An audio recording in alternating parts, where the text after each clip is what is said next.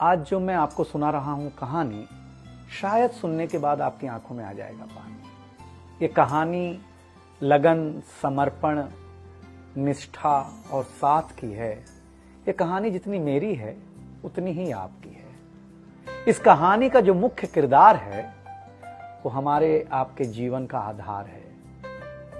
वो आपके लिए ज्यादा, अपने लिए कम बनी है। हाँ जी, बिल्कुल सही समझ रहे हैं आप। वो हमारे आपकी पत्नी है।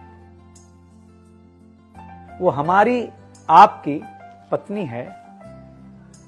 कभी आपने सोचा कि वो आप एक के साथ रिश्ता जोड़ा था, लेकिन एक के साथ रिश्ता जोड़ने के लिए उसने घर, गली, आंगन, मोहल्ला, सखी, सहेली, माँ बाप, न जाने कितनों रिश्तों से अपना मुंह मोड़ा था।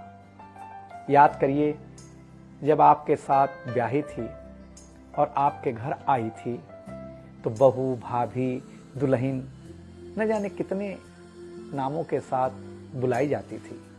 ये सुनकर के वो मन ही मन मुस्कुराए जाती थी। घर के सारे लोग उसी के भरोसे रहते थे। शायद इसीलिए अंग्रेजी में हम उसे हाउसवाइफ कहते थे। कुछ ही दिनों तक उसने दुल्हन होने का आनंद जिया। फिर झाड़ू, पोछा, बर्तन, चूल्हा, चौका, इन सब ने उसको जकड़ लिया। रोज हमारे लिए नाश्ते से लेकर खाने तक कुछ खास रखना, हमारी लंबी उम्र के लिए न जाने कितने उपवास रखना। कुछ महीनों बाद किलकारी गूंजी तो सारे खौफ सजे। वो मां बनी तो हम भी बाप बने। जैसे जैसे वो उम्र की सीढ़ियां चढ़ती गई, जैसे जैसे वो उम्र की सीढ़ियां चढ़ती गई, जवाबदारियां कुछ न कुछ रोज बढ़ती गईं। एक तरफ बच्चे पे नजर, दूसरी ओर मैं ऑफिस के लिए लेट न हो जाऊं इस बात का डर। सब कुछ बराबर हो, कुछ रह न जाए, और इस बात पर भी ध्यान कि गैस पर रखा हुआ दूध कहीं बह न जाए।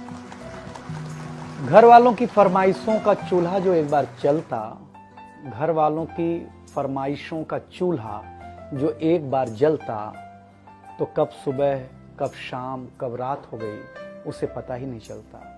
इन व्यस्तताओं के बीच समय का चक्र कुछ इतना तेजी से चला, मुन्ना कब मनोज हो गया, मुन्नी कब सुमन, पता ही नहीं चला।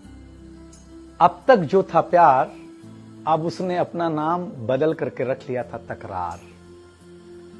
बेटी को लेकर के कहना कि कुछ ज्यादा ही मन बढ़ा रखा है, तुम्हारे प्यार ने इसको सर पे चढ़ा रखा है। अब तो वो मुझे भी देने लगी थी ताना, अब तो वो मुझे भी देने लगी थी ताना, ऑफिस में ही रहा करो ना, 2-4 घंटे के लिए घर के आना।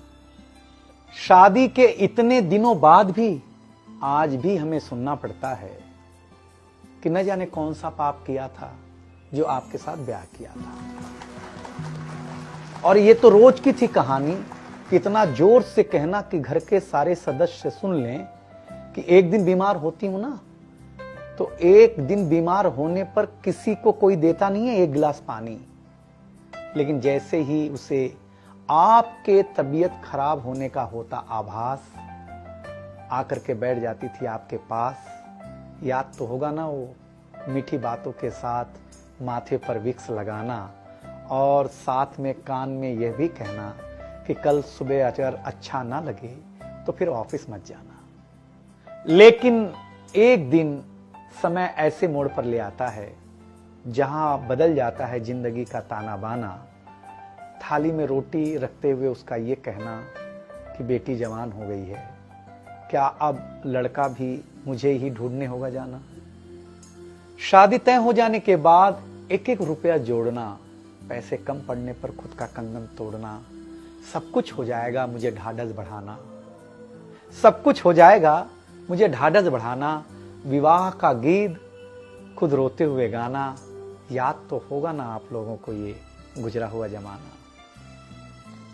कुछ समय बाद जब हम जवाबदारियों से मुक्त हो जाते हैं तो कुछ ज्यादा ही धर्मयुक्त हो जाते हैं।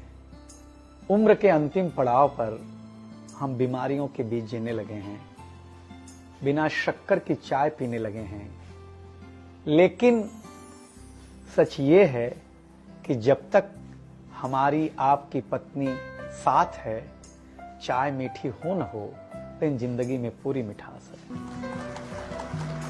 जबकि पत्नी के बारे में बहुत कम लिखा गया है, हर जगह मां का ही गुणगान है। मैं मानता हूं कि मां महान है, लेकिन आपके जीवन में आपकी पत्नी का भी महत्वपूर्ण योगदान है। तो आपसे निवेदन इतना सा है कि आप अगर घर पर हों या घर पर जाएं तो अपनी पत्नी का हाथ हाथ में रख करके संतोषानंद जी का लिखा हुआ एक गीत गाएं कि तू धार है नदिया की, मैं तेरा किनारा हूं, तू मेरा सहारा है, मैं तेरा सहारा हूं। आंखों में समंदर है, आशाओं का पानी है, जिंदगी कुछ भी नहीं, तेरी मेरी कहानी।